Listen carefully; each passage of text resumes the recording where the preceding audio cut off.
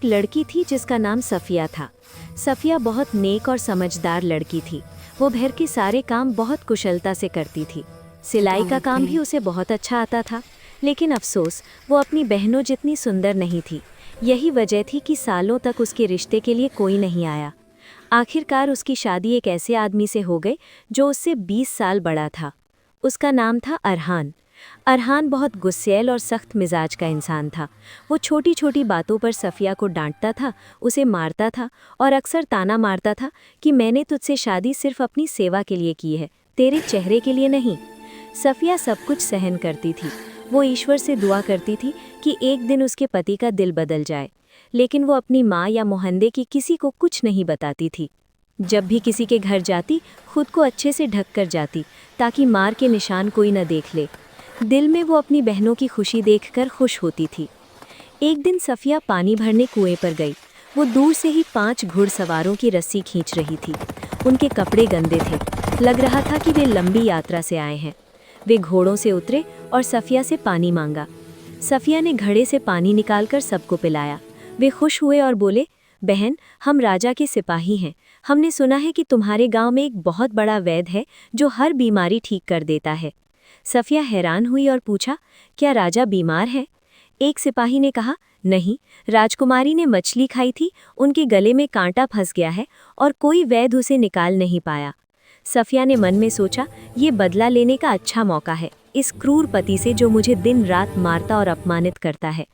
उसने सिपाहियों से कहा, हाँ, यहाँ एक वैद्य है जो पानी छूते ही किसी को ठीक कर देता है, लेकिन याद रखना, वो बहुत जिद्दी आदमी है, बिना कड़ी पिटाई के किसी के साथ नहीं जाता। ये कहकर सफ़िया ने उन्हें अपने पति अरहान का पता दे दिया। जब सिपाही वहां पहुंचे तो देखा कि अरहान पेड़ के नीचे बैठा बकरी के पैर पर मलहम लगा रहा है। उन्हें यकीन हो गया कि यही वो वैद्य है जिसका सफ़िया ने जिक्र किया था। वे पास आए और सारी बात बताई। अरहान हैरान हुआ और बोला, भाइयों, मैं वैद्य नहीं हूँ, मुझे दवा दारू का कुछ नहीं पता, माफ़ करना। लेकिन सिपाहियों ने उसकी एक न सुनी। उन्होंने उसे पेड़ के तने से बांध दिया और जैतून की डालियां काट काट कर उसे पीटने लगे। सफ़िया दूर खड़ी ये नज़ारा देख रही थी। मन में बोली, आज वही जैतून की डालियां तुम्हें चुभेंगी जिनसे तुम मुझे पीटा करते थे। अब पता चलेगा दर्द क्या होता है, क्रूर इंसान। आखिरकार अरहान चीखने लगा और बोला, मैं चलता हूँ, मुझे छोड़ दो। सिपाहियों ने देखा कि अरहान मान गया है तो उन्होंने पीटना बंद कर दिया। उसे घोड़े पर बिठाया और राजा के पास ले गए। अरहान अभी भी दर्द से कराह रहा था। महल पहुंचकर उसे राजा के सामने पेश किया गया। अरहान का दिल कांप उठा। उसने कांपती आवाज में कहा, महाराज, मैंने आपके सिपाहियों से कहा था कि गलती हो गई है। मैं वैद्य नहीं हूँ, ना ही राजकुमारी के किसी काम आऊंगा। सिपाहियों ने कहा, महाराज, ये वैद्य बहुत जिद्दी है, इसीलिए हमने जबरदस्ती की। बिना पिटाई के ये चलता ही नहीं। राजा ने गुस्से में हुक्म दिया कि इसे बांधो और उसके तलवे पीटो। जब दर्द असहनीय हो गया तो अरहान चीखा, बस करो, माफ करो, मैं राजकुमारी के कमरे में जा रहा हूँ। इस तरह उसे घसीटकर राजकुमारी के कमरे में ले जाया गया और उसके सामने मसालों का डिब्बा रख दिया गया। अरहान अभी भी दर्द से था, उसकी पीठ जल रही थी, वो बंदर की तरह उछल रहा था। राजकुमारी इतना हंसी कि गले का कांटा बाहर निकल आया और वो तुरंत बिस्तर से उठ बैठी। ये खबर सुनते ही राजा दौड़े आए। अपनी बेटी को सकुशल देखकर उनकी आंखों से खुशी के आंसू छलक आए। फिर उन्होंने अरहान की ओर मुड़कर कहा, मैं नहीं जानता तुम्हें क्या इनाम दूं, जो चाहो मांगो। अरहान ने जल्दी से कहा, महाराज, मुझे कुछ नहीं चाहिए, बस एक गाड़ी चाहिए जो मुझे घर पहुंचा दे। राजा हंसे और बोले, सिर्फ गाड़ी ही नहीं, ढेर सारे तोहफे भी तुम्हारे साथ भेजे जाएंगे, लेकिन याद रखना, तुम 7 दिन तक मेरे मेहमान हो, उसके बाद इज्जत के साथ विदा करूंगा। पूरे इलाके में खबर फैल गई कि एक कुशल वैद्य ने राजकुमारी को ठीक कर दिया। अंधे, लंगड़े, बीमार, सबका तांता लग गया। सब चाहते थे कि मशहूर वैद्य उन्हें भी ठीक कर दे। राजा ने अरहान को बुलाया और कहा, ए वैद्य, ये लोग तुम्हारी दवा का इंतजार कर रहे हैं, जो बन पड़े करो, चिंता मत करो, मैं तुम्हें भरपूर इनाम दूंगा। अरहान के दिल पर पहाड़ टूट पड़ा। उसे अभी भी पिटाई की याद थी। राजा को मना करने की हिम्मत नहीं हुई। खिड़की से बाहर देखा तो दरवाजे पर असंख्य मरीजों की भीड़ शोर मचा रही थी। उसने मन में सोचा, क्या गुनाह किया था जो ये दिन देखना पड़ा। अगर ठीक नहीं कर पाया तो राजा मुझे जिंदा नहीं छोड़ेगा। परेशानी में उसने दोनों हाथों से सिर पकड़ लिया। तभी अचानक उसे अपनी बीवी सफ़िया की याद आई। वही सफ़िया जिसे वो पीटता, ताने मारता और रुलाता था। उसकी आंखों में आंसू आ गए। उसने माना कि आज जो कुछ हो रहा है वो उसके अत्याचारों का फल है। वो रोने लगा और हाथ उठाकर बोला, हे ईश्वर, मुझे माफ कर दो, मैं तौबा करता हूँ। मैंने कमजोर पर जुल्म किया और अब समझ आया कि एक ईश्वर है जो उनकी रक्षा करता है। उसी पल एक खूबसूरत पक्षी खिड़की पर आकर बैठा। उसके मुंह में एक अजीब जड़ी बूटी थी। पक्षी ने जड़ी अंदर फेंकी और अरहान के दिल में आवाज आई, ये जड़ी तुम्हें बचाने के लिए भेजी गई है। इसे पानी में उबालो, हर मरीज को एक घूंट पिलाओ, सब ठीक हो जाएंगे। लेकिन याद रखना, आखिरी घूंट अपनी बीवी सफिया को पिलाना, खुद मत पीना। ये कहकर पक्षी गायब हो गया। अरहान हैरान रह गया।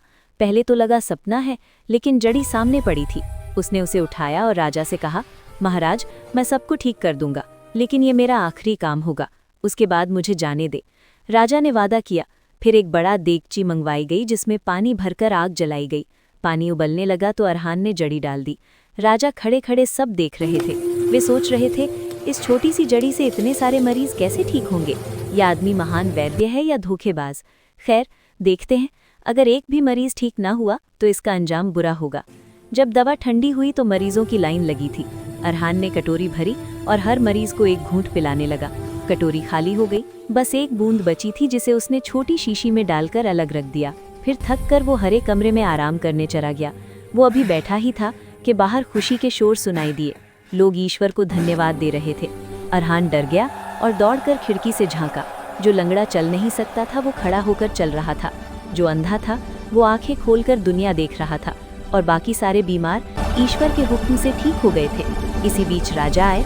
उनके चेहरे पर खुशी और हैरानी थी। उन्होंने कहा, मैंने सोचा था तुम नाकाम हो जाओगे, लेकिन तुमने कमाल कर दिया। तुम सचमुच महान वैद्य हो। अरहान की आंखों से आंसू छलक आए और उसने धीमी आवाज में कहा, महाराज, ये सब ईश्वर की मर्जी है। वो जिसे चाहे देता है और जिसे चाहे ठीक करता है। मैं बस अपनी बीवी सफिया के पास वापस जाना चाहता हूँ। वो अकेली है और मैंने उसे बिना खर्च के छोड़ दिया है। राजा ने तुरंत इजाजत दी और हुक्म दिया कि एक शानदार गाड़ी तोहफों और कीमती चीज़ों से भरकर तैयार की जाए। अरहान को विदा किया गया। तोहफे और दौलत उसके लिए बेमानी थे। उसका दिल सिर्फ सफिया के लिए धड़क रहा था। रास्ते में शाम हुई तो उसने गाड़ी रोकी, आग जलाकर थोड़ा आराम किया। अचानक एक सांप ने आकर उसके पैर पर डंस लिया। अरहान जोर से चीखा, अरे, मेरा समय नज़दीक आ गया, इसका कोई इलाज नहीं। तभी उसे शीशी में बची दवा की बूंद याद आई। वो उसे पीकर बचना चाहता था, लेकिन कांपते दिल से बोला, हे ईश्वर, मैं ये वादा कैसे तोड़ सकता हूँ? मैंने कसम खाई थी कि आखिरी बूंद सिर्फ सफिया को पिलाऊंगा। मर जाना बेहतर है, लेकिन वादा नहीं तोड़ूंगा।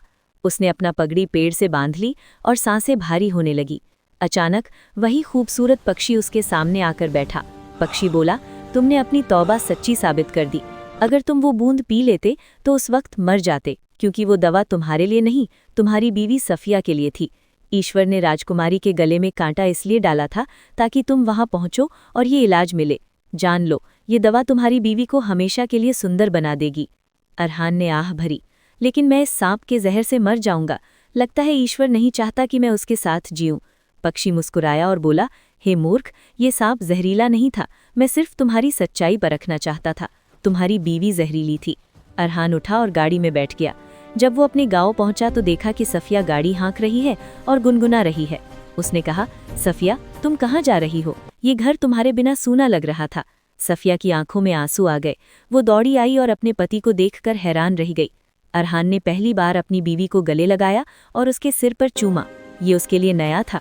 वो हैरान थी।